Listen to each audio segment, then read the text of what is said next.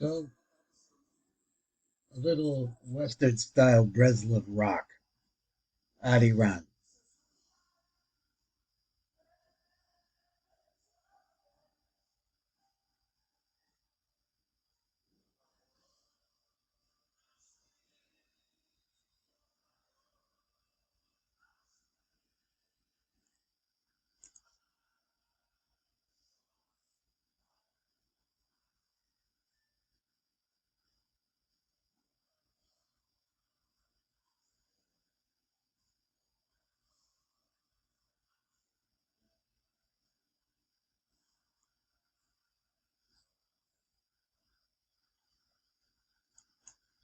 So, as I said in the last year, and this time we're going over to these are a pair of shiurim that we really, really need to know in order to understand where you are in the world. Now, right now, as I'm saying this year, I'm really facing, well, I guess northwest, but I'm thinking in terms of east and west. And so we understand that as I am looking west, I'm thinking west, and actually the world is moving towards me if I was stationary, but I'm not. I'm moving in tandem with the world. When things move in tandem, then they appear to be not moving at all. It's when they move in opposite directions that we start to see conflict and, what's the right word? Leave it there. So here we're trying to see how it is that our movement is in the world. And if you don't realize it, the fact that we count 4 different times that we say Kriat Shemah, each one of them has to do with a different tenuah, a different movement of our position in the world and the world itself. So here we are in the morning. So in the morning facing west, with the concept that as actually the world is rolling, and so the world not only is that cycle happening, but they're all happening. My wife is in the other room. She's doing something completely different. She isn't cycling in a different way. To be able to put the cycles together is the key to life, and that's what we learn, and that's why we tune into the most important parts of our day. In this particular case, we're talking about the Shema. What time we say the Kriat Shema, what is the effect of the Kriat Shema, what does it do? I said not easy to understand because there were doors behind doors, but we're getting the basic form of what happens when we say Kriat Shema at the different times a day. Now, so here we are. We're on, I think, number Samach Dalet. My note to myself says that we start in the Tivuk Vanos, so we'll keep trying. So, well, maybe I don't want to do that. So he said, "Oh, Tom Lama Babaker." Well, there's another reason. We're talking. I think he's talking about the Kriat Shema of Garbanos. Who's Zivug Yaakov Barachel. Now he says this is in the big Shema, which is the Shema and Yotzer. The Baboker Hu Shas HaChesed. That's the basic idea we need to understand. And it's more, it's everything is in tune towards nice. So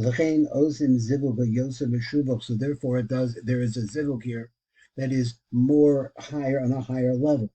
And then the most important, that we can find in the daytime. Now we're not learning Shabbos, so we're not talking about what's going on in Shabbos. It's a different story. But we're talking about our regular weekday, whose zivug, and this zivug, the ultimate yichud, is called by this name, Yaakov Varach.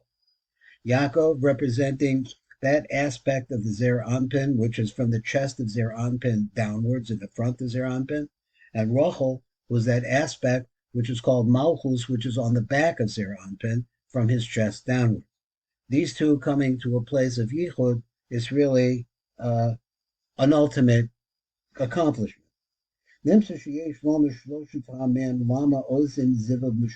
now we see there's 3 times why the zivug becomes so incredibly important. Zivug v'yachol. That is, zivug yachol v'rachel.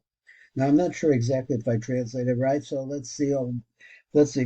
Go on. Let's go on. We understand the ultimate yichud is called by the name the yichud of Yaakov and Rachel. Notice I use the word yichud instead of the word zivug, because a lot of the very first Kabbalists that I actually really talked to, or really was able to talk to me, only because he spoke Spanish and I speak Spanish, so we were able to talk and communicate. And one of the things he told me is that in Kabbalah they hide the words a lot. So that why? So what happens is, first of all, should be so bold, but also because if you're interested in the subject, you have to get into the words. You have to open the door there, that the word is talking about. So here he says the word zivug, which is really, really important. They use a substitute name. The name is called yichud, because yichudim and zivugim are the same thing. But this has more of a sexual connotation, so therefore they tone it down. They make the word yichud. Some people do this exclusively. And he says, well, what happens now in this particular magnificent time? It's the morning time. Everything is fresh and clear, and all the Rahmanis and all the Chesed is around. You're able to reach tremendous, tremendous heights of being able to draw Shefa down from the Chitzonius of Atik, which is really panimistic to us. Says Atik. Number two, so now he's getting all of the mocha of godless complete. Shnei tzlomim the Abba, he's getting the two shlomim of Abba and the two shlomim of Ima. He's getting all of this. Now, I think there's a misprint here, but I'm not sure. I think a Kevin Shahazam Mekabel call Hamochin the godless b'shlemos. That's what he says. He gets a complete mochi. Shnei Chatzlomim the Abba, that means the Tzelem, the Tzadi, the Tzelem, the Lama, the Tzelem, and the Mem, the Tzelem of Abba, and Ima b'shlemos. Kevin Shul b'boker, and since it's in the morning, who shas rachme b'chesed Yosef b'kol shar hazamanim, and more than any other time. So now the Tiv goes on. Ad kan bir lana harav kol hashinoyim sheyesh ba'arba mini kriya shema. So now the Rav is telling us about all the different shinuyim that you find in the 4 different types of kriya shema. Shekorim b'kol yonah, we say this time, we say for all day long. Over shlosha mini zibugi zera anpin benuk. Now let's understand that what we're looking for here is to put opposites together. When the Zohar says, or the Kabbalah starts talking about Zohar Banok, it's talking about this in the opposite, at the place in which opposites appear. And this is in Zeranpin. The Chesed is on the right side. Gevurah is on the left side. Chesed is masculine. Gevurah is female. These two do not work together. They're not normally very much different. They are opposed to themselves in every single way. So how is it men and women get along? Because there is a middle line. There is a middle line that joins them. And this we have to learn. This is part of our limud of how, we get along in the practical sense in the world that we live in, that we could tolerate each other because our energies are working not the same way at all. But we need each other. As a result of that, the middle line can pull us in. That is the line of the Torah. So he said, "B'shloshim mini zibugi za v'nuk anim shachim b'chem shehem mechriya shema the karbanos of kriya shema the yotza." Those morning kriya shema nimshach zivu shachris. This brings us the ultimate yichud that takes place at shachris. The kriya shema the arvis. From the Kriya Shema that takes place at nighttime, Nimshach Zivu the Tefillas Arbis, Kriya Shema Shalamita, Nimshach Zivu the Chatzos. So he's saying there are Yehudim that are taking place as a result of this, which are pouring mochin of consciousness into their anpin, ultimately leading to bracha for us. Kol Echad Ma'arba Mini Kriya Shema, with each one of these Kriya Shema, Yesh Hebdel, B'shloshim makomos with Kriya Shema. There's a difference in the 3 different places where the Kriya Shema takes place.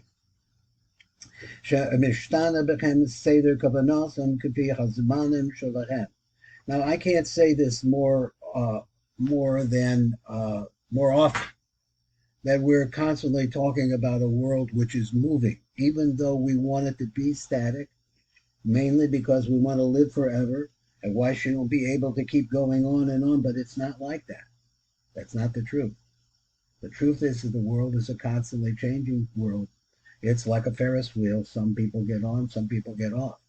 Some people reach tremendous heights on the Ferris wheel, and then there are little Ferris wheels, and they're Ferris wheels that are broken. They don't work at all. What we want to do is get the cycle, get a part of the cycle, be in it, and raise that Ferris wheel up as possible, as high as we possibly can. Now let's come over here, and now let's read the words of the Holy ARI.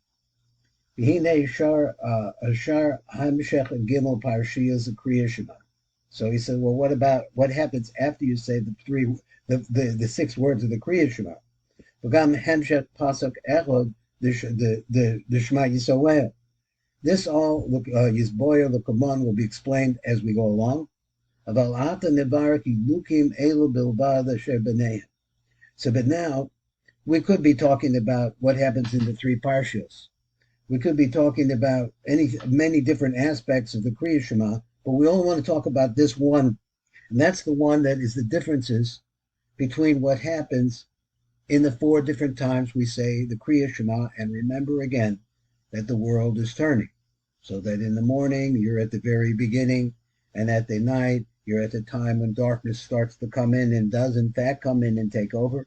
And then you're at a time which is after, if you ever learned Torah after midnight, you know this is a very, very special time because everybody's sleeping, and you're there just you and Hashem. So let's see what he says in the Teva Kavanos. Let's try to get a little bit idea where we're going. So there's